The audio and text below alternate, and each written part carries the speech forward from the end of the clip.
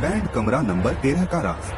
रात का टाइम था, लगभग 12 बजे का वक्त था। पूरा शहर सो चुका था, सड़कें बिल्कुल खाली थी, ठंडी हवा चल रही थी और आसमां में हल्की सी फॉग थी। एक लड़का अपनी बाइक से घर जा रहा था। वो काफी थक चुका था और उसका फोन भी ऑलमोस्ट बंद होने वाला था। थोड़ी देर बाद उसका फोन बिल्कुल बंद हो गया। उसने बाइक साइड में रोकी और इधर उधर देखने लगा। तभी उसकी नजर रोड के साइड एक पुराने होटल पर पड़ी। होटल का बोर्ड हवा में हिल रहा था और उस पर लिखा था शांति पैलेस। होटल का नाम शांति पैलेस था, लेकिन उस जगह को देखकर बिल्कुल भी शांति वाली फीलिंग नहीं आ रही थी। पुरानी बिल्डिंग, अंधेरा और खिड़कियों से आती अजीब सी आवाज। उसने थोड़ी देर सोचा, फिर बोला चलो यही रुक जाता हूँ, फोन भी चार्ज हो जाएगा और थोड़ा रेस्ट भी मिल जाएगा। वो होटल के अंदर गया। अंदर बहुत कम लाइट थी। रिसेप्शन पर एक बुढ़ा आदमी बैठा हुआ था। उसका चेहरा काफी अजीब लग रहा था, जैसे वो बहुत सालों से वही बैठा हो। उसने बोला मुझे एक रूम चाहिए। बूढ़े आदमी ने धीरे से उसकी तरफ देखा और बोला बेटा रात ज्यादा हो गई है,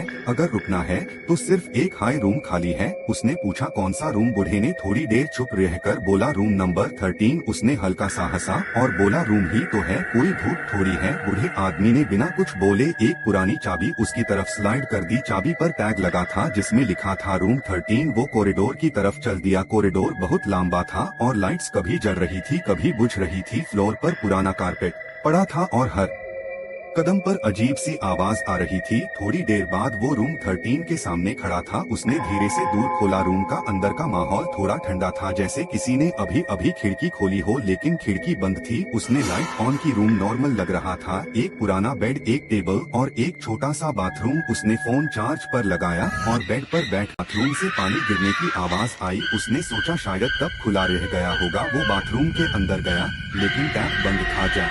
उसने मिरर की तरफ देखा तो उसके हाथ कांप गए। मिरर पर लिखा हुआ था यहाँ मत रुको। उसका दिल तेज धड़कने लगा। उसने तुरंत पीछे मुड़कर देखा, लेकिन रूम में कोई नहीं था। उसने खुद को समझाया शायद किसी का प्रैंक होगा। वो वापस बेड पर आकर बैठ गया। तभी बाहर कॉरिडोर में किसी के चलने की आवाज आई, टप टप टप, जैसे कोई धीरे धीरे चल रहा हो। उसने दरवाजा खोला। कॉरिडोर बिल्कुल खाली था, लेकिन फ्लोर पर गीले पैरों के निशान थे और वो सीधा रूम 13 की तरफ आ रहे थे। उसका डर अब और बढ़ने लगा। वो जल्दी से रूम के अंदर आया और डोर बंद कर दिया। रात के लगभग 3 बजे उसकी आंख अचानक खुली। उसे लगा जैसे कोई उसके बेड के पास खड़ा हो। उसने धीरे से आंख खोली और उसने देखा एक लड़की सेफ कपड़ों में खादी थी। उसके लंबे बाल उसका चेहरा छुपा रहे थे। लड़की धीरे से बोली तुम भी यहाँ रुक गए? उसका गला सूख गया। वो कुछ बोल नहीं पा रहा था। लड़की फिर बोली 10 साल पहले इसी रूम में एक लड़की को मार दिया गया था। सब लोग भूल गए, लेकिन मैं नहीं गई।